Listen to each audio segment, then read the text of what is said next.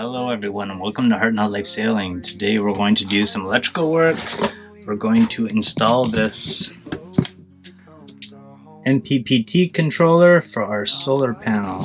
Now what we have is 4 170 watt flex panels which are currently connected to Mppt 150-100, which is a larger solar controller. It's big enough for all of our solar panels, but the problem that we're having is because our new solar panel, the 545 watt solar panel, runs at a slightly different voltage than all of the flex panels. So what's that doing is throttling down our solar capabilities. So I got this new solar controller and we're gonna wire this in to this board. This is our charge controlling board basically. We have our smart shunt, our Servo GX, which is like the computer, our smart dongle, and our smart solar charger here. What I have to do first is make a new board here because there's not enough space here. I'm going to make an extension to this board that's going to fit in this area here. Going to get it painted and fiberglassed in place, and then I'll have a basis to work off of. So that's our first step.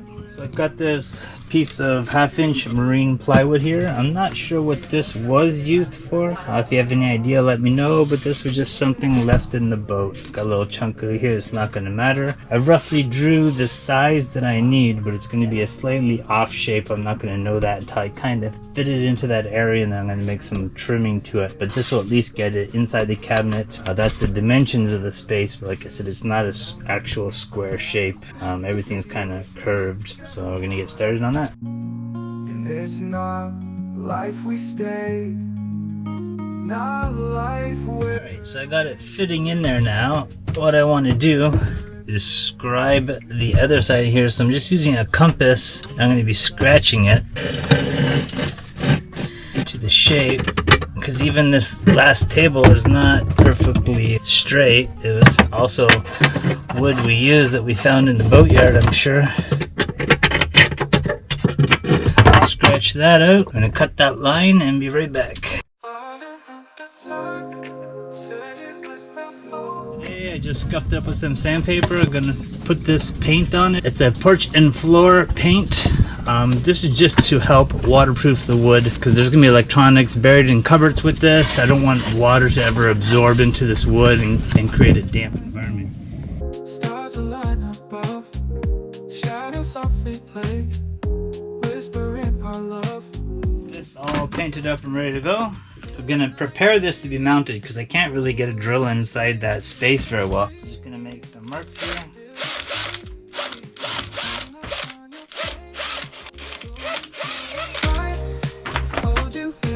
Drill this through.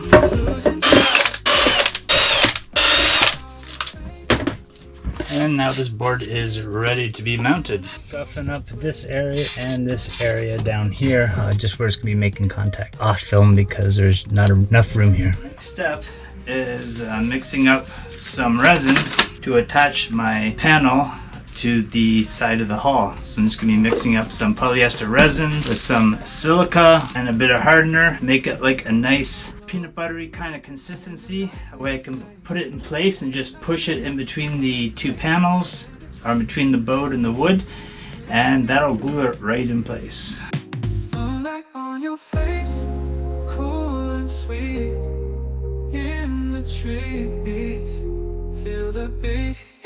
Moonlight on your face, cool and sweet, and pure and bright. We have that board all mounted and painted and ready to go. I got a couple screws in there started for the one side because they're going to be difficult to reach, so this can hook in and then screw in the other side. And I've got all my materials I need here. I'm going to be using these 50 amps maxi fuses with a maxi fuse block. Got the maxi fuse block holder, so this fuse is going to go into here. Gonna have a couple of these ring terminals go onto here. So this is for the positive side of the battery terminal on this Mppt controller. Wire is going to go from the positive to the fuse block, from the fuse blocks to my 24-hour bar, which we'll show you in a moment. And then the other side is going to go from negative straight to our negative bus bar, and then we carry on. All right, this is 6-gauge marine cable. It's tin cable. So you'll see when I remove the sheathing, looks like aluminum. It's just a silvery look to it. It's actually copper, you can see on the ends, but it's coated with a nickel, which stops corrosion. So normally I like to put like a pin connector on here, but I don't have them, and they're not on my original either. I'm thinking that pin connectors for 6-gauge are probably tough to come by. So we're just going to fit that in very nicely. Tighten that up. Now I'm not going to make it really tight right now, just in case I have to remove it again, because I'm going to be working in a tight area. This cable here we could not find in the Dominican Republic, but our great friends on Sufflage Gel, Stefan and Mika, they gifted this to me. So thank you very much, Stefan and Mika. I really appreciate this. It'd be difficult to do this job without the correct materials. So I'm putting these in very carefully because I don't want any loose strands going from one side to the other. So I'm making sure that there's no loose strands at all, because that will cause a short circuit. I'm sure it'll immediately fry that wire, but I prefer not to find out. This is where the solar goes in from the solar panels. Let's get this installed. Okay, we're back in the cabinet here. Just gonna remove these wires out of the way.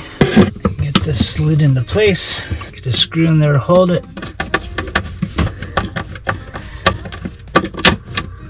Incredible. This screw actually broke. Just hand tightening that. That's awful. That's some low quality stainless steel screws. Get this one here, and then I'm just going to drill a new hole next to that and find another screw. I want to keep all this as neat as possible. So we're going to be separating these to bring that wire around.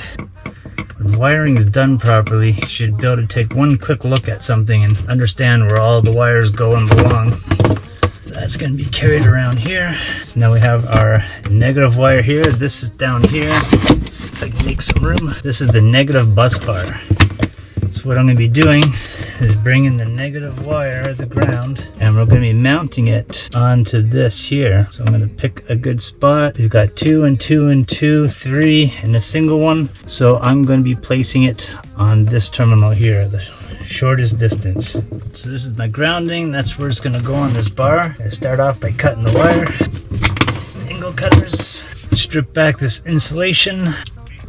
Stripped about 5/8 of the wire sheathing, and I've got my terminal end here, my ring terminal, and I got a perfect fit on that. I like these closed ones because moisture can't get inside of here. And this shrink wrap tubing is big enough to go over the whole end, so I don't have to worry about that right now. Set that loosely here, and this is what I'm using for crimping. This is a hydraulic crimper, and I like these because you can fit them in pretty tight spaces. You don't need a lot of leverage.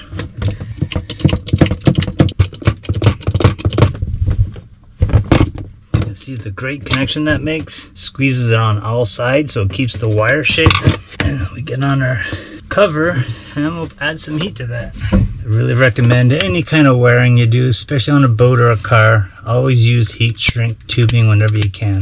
But if you have a heat gun rather than a torch, is even better. I like to start it in the middle, so as it shrinks, it pushes out on the edges, helping to seal it so you don't trap any like moisture or water inside there or air bubbles. This stuff will seal right up, especially these heavy duty ones. They're very well sealing. All right, let's give that a minute to cool off. All right, next I'm going to be hooking this up here. I don't want these wires all tangled. I like to keep them all as neat as possible. Just going to have this follow along here and under here. So that's going to rest right there. So I'm going to take this off, leaving this connection on here so I don't actually disconnect anything. I'm just going to add this extra ground.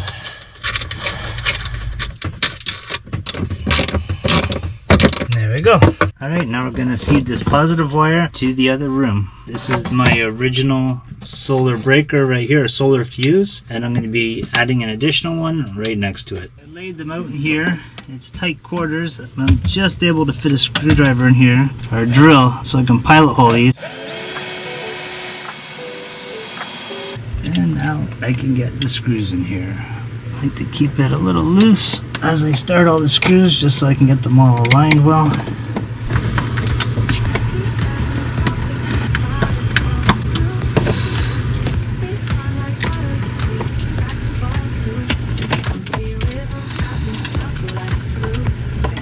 Couple 50 amp fuses in here and hook these wires back up that I covered up. A bit of protection while I'm in here. There's not much sun out right now. Alright, so this is my new wire now. This is where the new wire is going to come out, and it's going to connect right about there.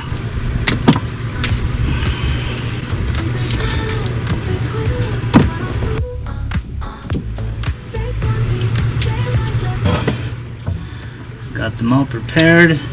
Just got to make sure that all the wires get inside here. While I hold this tight, I use just one hand now to pump it, and I rest the other side on the bench.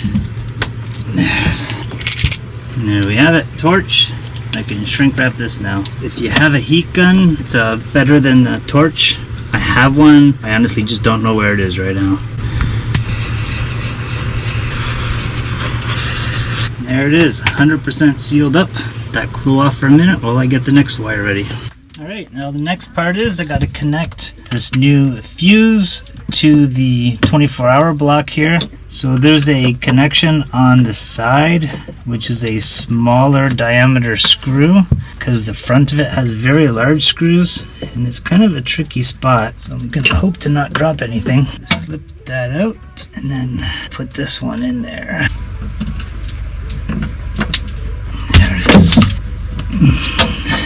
Put some tape over the end of this. It's a little bit hard to control where the other end is touching, just so I don't cause any shorts. Very, very tight little corner that you can't see in. Alright, had to take a little break. That screw right there fell off, and as you can imagine, inside here it was very difficult to find the screw because there's a lot of very large wires that you could barely move, so I couldn't get them out of the way. Make these last connections here. And now this one I'd like to make a little bit further back so everything remains looking nice and tidy and organized.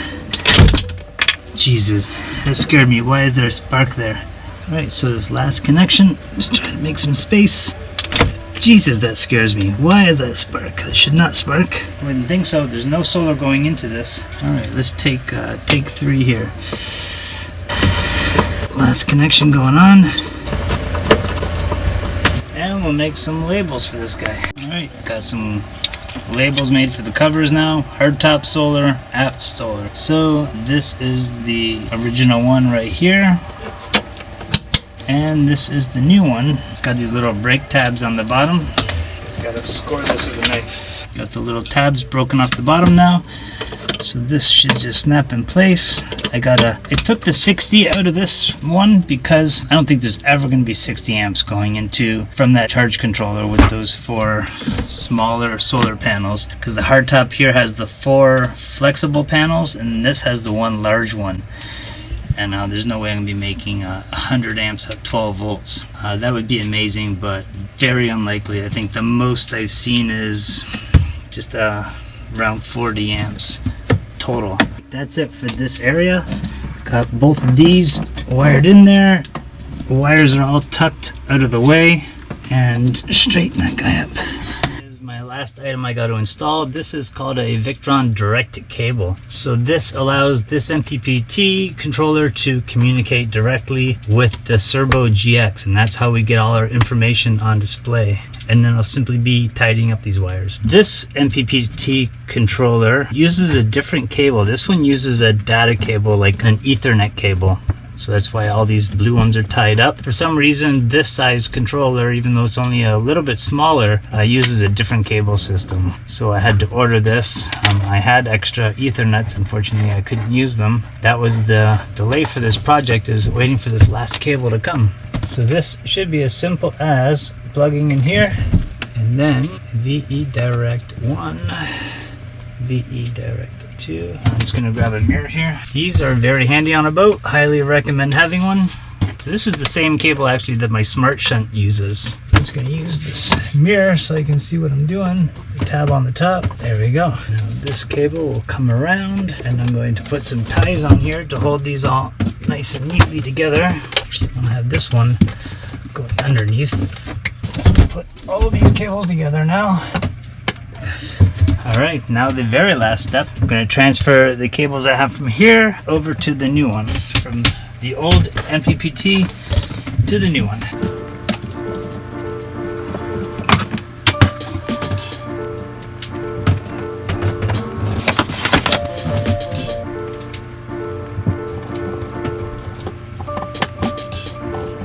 Alright, those are nice and tight. I'm leaving that bit of slack in here because if we ever double up our rear ones, I'm going to be bringing these cables over here because the rear panel is bigger, but there's only one. Right now there's four. This could still control the four, but this would be a better option if I get two very large ones in the future. That is how it's going to sit.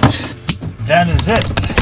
Alright, so immediately after installing it, you can already see both smart solar chargers are showing up. One says Smart Solar Charger 150 and then Smart Solar Mppt 150-100. So the bottom one is our old one and that's our new one. We're not producing anything right now because it is nighttime. I anticipate it's going to work great. I'll let you know in a future video, so keep watching. We're already getting a little bit more power from our new panel, even though it's a smaller total wattage than our 4 flexible panels, and we're already getting 30 to 40 amps and it's only 10 o'clock in the morning. We don't usually get about 30 to 40 amps until like high noon, so I really think that this is a good fix for our situation. We seem to be making more power already and it's definitely turned out. I really appreciate you watching. I hope that you've learned something or you enjoyed this or at least found it entertaining, and until next time, thank you very much for watching. Don't forget to like and subscribe, tell your friends, and we'll see you next Sunday morning. Have a good week.